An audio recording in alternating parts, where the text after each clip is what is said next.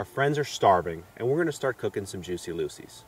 What is a Juicy Lucy? Doesn't really sound like man food. Turns out it's a cheeseburger with the cheese cooked on the inside. So who actually invented the Juicy Lucy is still a debate. There's two bars exactly across the street from each other, Matt's Bar and the 5-8 Club. Now they're still battling it out, but today we're going to put our own Southwest twist on the Juicy Lucy. We've got some diced cheddar, we've got some bacon, and we've got some jalapeno slices. We're going to start by taking the first ground beef patty and putting it on here. Now we take some cheddar cheese, some bacon, put it right in the middle there, and a couple slices of chili. Right? One more piece of cheese. We're going to take the other patty and push it right down on top and just kind of pinch the sides down. And that cheese now is going to cook on the inside, and all that grease and flavor that you'd normally lose to the grill when making a normal cheeseburger is going to stay inside. So the pan's getting hot. It's the same pan we used to cook the bacon. That'll add flavor. As you can see, our patty is nice and sealed and a decent size. And we're just going to put it on there. Cook them. We should be flipping these about 5-10 minutes. So it's time now to flip the Juicy Lucy's. As you know, these are a much thicker burger, so they do take longer time to cook. We're just going to go under there and just flip them right over. These burgers are looking great. I can't wait to start eating these guys. They're going to be fantastic. So, while we're waiting for Dan to finish up juicing up these Lucy's, we're going to go up here and see Will at the vineyard, where they're making world-class wines right here in Utah. So we're here at Castle Creek Winery in Moab, Utah. I got Will Fryer with us. He's the head winemaker here at Castle Creek, and he's going to take us through the winemaking process. Well, the first step in the winemaking process is getting the grapes from the growers. What we do is we dump the grape clusters into this machine here, and the berries fall through the holes here, and the stems come out this end picked clean. And from there we pump them out of the pump into the press here, which holds about 3 tons. Well, this is Tank Alley. This is where we store and age all of our wines. Our white wines we usually bottle within a year or so and get them in the bottle, and they're aged a little bit longer. The red wines take about 2 years to age fine and do a different process to make them ready for bottling. So you'll age some in a barrel, and you'll actually age some in the tanks here too? Exactly. We'll age some in barrels, and we'll do a blend and trials and find out what amount of oak goes good with what wine. So Moab's the birthplace of wine in Utah, isn't it? It is, yeah. A while back, there's some experiments done, and Moab was found to be a suitable place to grow good wine grapes. So it's interesting to me that in Colorado we got Palisade, which is right along the Colorado River. Yep. Your winery is right along the Colorado River. It seems like the Colorado is just producing all sorts of good soil to grow wine grapes. It is, yeah. The Colorado actually has pretty good water, and the soil around here is sandy loam, which is ideal for growing wine grapes. It has good drainage, good nutrients. So some people planted some wine grapes, and a few years later when they had a crop, they found out it was illegal to make wine in the state of Utah. So some things were done with the legislation and some laws were passed, and that's where the first winery started in Moab, as a co-op of growers from a place to bring their grapes and actually make the wine. Sounds pretty good. We should go drink some wine. Sounds good. Let's go upstairs.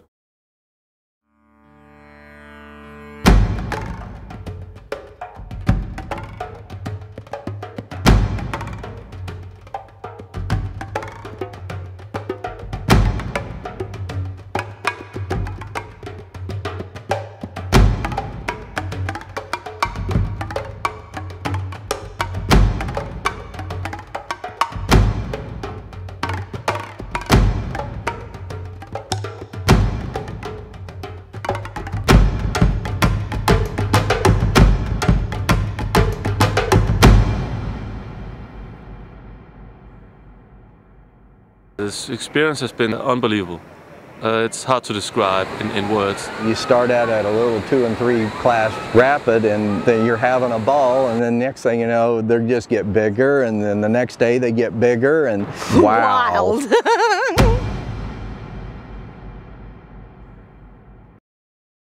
Yeah, I'm going to hand it over to Charlene, and she's going to let you try some of her wines. And meantime, I got to get back to scrubbing tanks and Thanks a lot for the tour. It's been a pleasure. Hi, Charlene. You got several wines here. Can you tell me a little bit about each of them? I can. I have a Chardonnay. It's a nice light Chardonnay, citrus notes on it. Right. I have a Cabernet with a little bit of oak, mellow and tannins. Very nice. And I have a Petite Syrah. It's our outlaw wine. And Great. it's very nice. So can we start with the Chardonnay? You can. So I really appreciate Chardonnays that aren't overly oaky. The oaky flavor usually masks the flavors in the foods instead of enhancing the food's flavor. Nice Chardonnay would go really nicely with a nice tilapia fillet, maybe a little butter herb sauce on there. And now the Cabernet.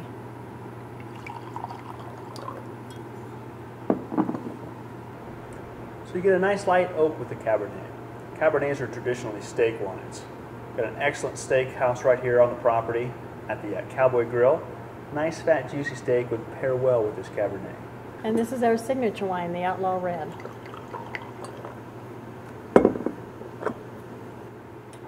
It's a pretty well balanced Petite Syrah. I'd see this with a nice rich red pasta. Maybe a Italian sausage, some rich red sauce on there, topped with some Parmesan cheese. I think this would pair really nice. So thank you so much for letting me try your great wines. You're very welcome. It was a pleasure. We'll see you later. Thank you. Let's get back down to Dan. Hope he's got those burgers ready.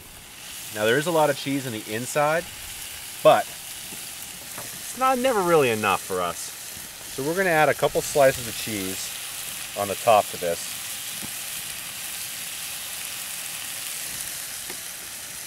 And another 5 minutes to go. All right, so these are done. The cheese is starting to ooze out of the middle where it can.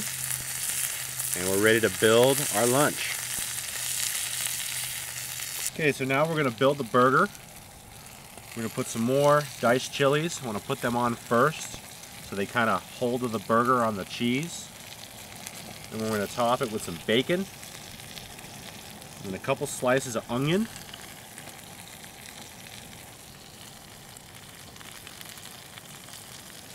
And there,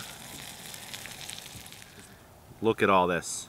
We got beef, cheddar jalapenos and bacon, more beef, more cheddar jalapenos and bacon, and then the onion and the mustard on top. And this is a Juicy Lucy.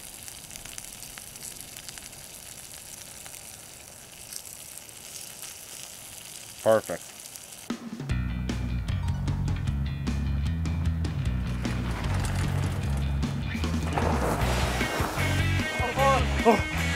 Dave's stuck. We gotta get to the brewery.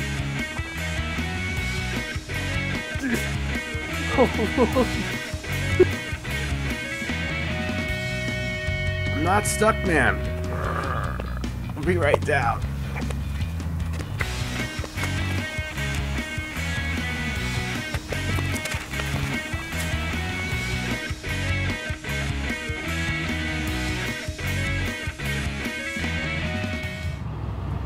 Hey man, did you call Jeffrey?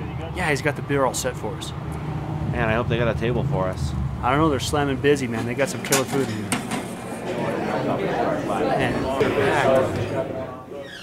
So this is where all the magic happens. Yep. So you got all your big fermenters here. What's the biggest fermenter you have here? 30 barrel fermenter, so You got- 60 kegs. 60 kegs at a time. That's some pretty good stuff. It's all right. So how long have you been brewing? I've been brewing since '87 as a home brewer. As a home brewer? I've been as a professional brewer since '94, and been here since 2002. Very cool, man. How do you even start a brewery in Utah? Isn't it like against the law to have beer at all in Utah? Never against the law, but definitely a lot of perseverance will get you a brewery in Utah, Yeah. and a pretty fairly liberal town in that sense, Yeah. being as we're in Moab. Moab is a very liberal town. There's a lot of great things going on here. A lot of people out mountain biking, cruising around, working hard all day, and they come back down to your brewery, and what can they expect for your selection of beers? 10 on tap, 3 full strength in the bottle, and it seems like we're always growing. And then I'm enjoying a Vienna lager, which is our seasonal. Yeah? And so seasonal rotates probably 8 times a year. So you mentioned full strength beers. Now you got a restriction on your alcohol content for your regular draft beers. You got like 4%? 4% on all draft, and anything outside of a liquor store in that sense. And what changed was they allowed us to get a license to not let alone brew it, but to sell it here at the restaurant. So, but then you also have the ability to brew some full strength stuff. Like you're kicking down some black porters and some nice 8-9% stuff. Yep, we've got a Desert Select series line that's all bottle conditioned beers over 8%. It's kind of the basic outline, and then from there styles are big beer styles. So, what are you guys doing as far as capacity? You guys? Here, just in Moab, we do about 1,300 barrels, so 2,600 half barrel kegs. So pretty good. We hope to, in the next year, grow probably, I don't know, we'll see. But we'll get a chance to grow. Knock down that wall, build it back over to the pizza parlor side. Yeah. Actually, we have some property out in the back, and we're going to push a few thousand feet out the back and see what we can do. Every brewer's got his favorite beer that they make. What's yours? I would say Scorpion. I love hoppy beers. That's interesting because last night I ordered the Scorpion, and I am a hophead, and I really enjoy that beer. It's fantastic. Thank you very much. I really appreciate that. We have a nice plate of nachos here. I really enjoyed the Black Raven Oatmeal Stout with them. It's delicately hopped and has a very nice crisp finish. These are fiery hot wings. You'll need a hoppy beer to help pull the heat off of your tongue, and the Scorpion Pale Ale is a hop fest that you will enjoy.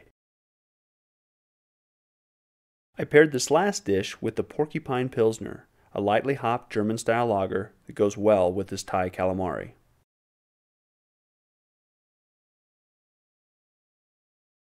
Here's something you can create in your kitchen.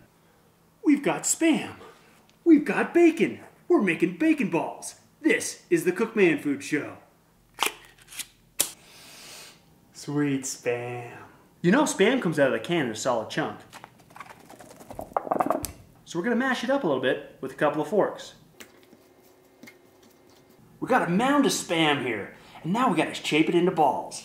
We're going to start forming our balls, but we're not going to just have regular balls. We're going to stuff some cheese in the center of the balls.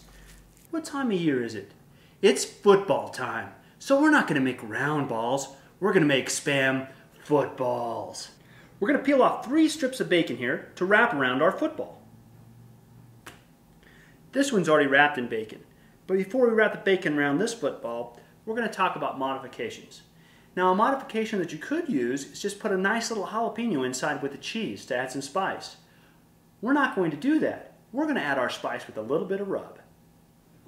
We're going to dump the rub on the top of the football, and then we're going to use the bacon as duct tape to keep the spice on the Spam. It's really easy to put the bacon on. Just wrap it around. Just make sure you're covering every clean area of this football with bacon. So you get a nice, even coating. Might want to put 1 toothpick in here just to hold it all together. And then you got a nice looking bacon football. So now we're going to throw these in the deep fryer for about 6 to 7 minutes at 375 degrees. This turned out beautiful. Just going to cut it in half. See how very nice it looks. Our bacon wrapped Spam footballs are all done. We're going to serve it up with some ranch dressing for our friends just before the big game. I'm Todd. This has been the Cookman Food Show, and we'll see you next time.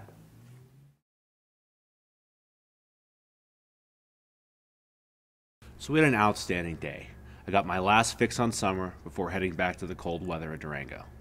Got a good start with the day too, with a good breakfast. Right by the river, it was a perfect place to cook. And then the Humvee trip with Moab Adventure Center, really enjoyed the sun. I thought it was really good. We didn't roll down any hills. The drivers were great, and the Humvees performed exactly like they should. And then just as we finished up, we head back to the Red Cliffs Lodge for some Juicy Lucy's.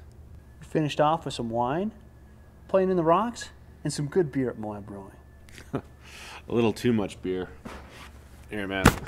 We're staying in the truck. It's the truck. Let's sleep this off. All right. Ugh. What's that for? It's so you don't accidentally wake up with your hand in between 2 pillows. Oh, that's nasty. What are we going to do next month? I don't know, man, but it's going to be something to do with the snow. Damn snow. It'll be fun, man. All right. Good night. All right.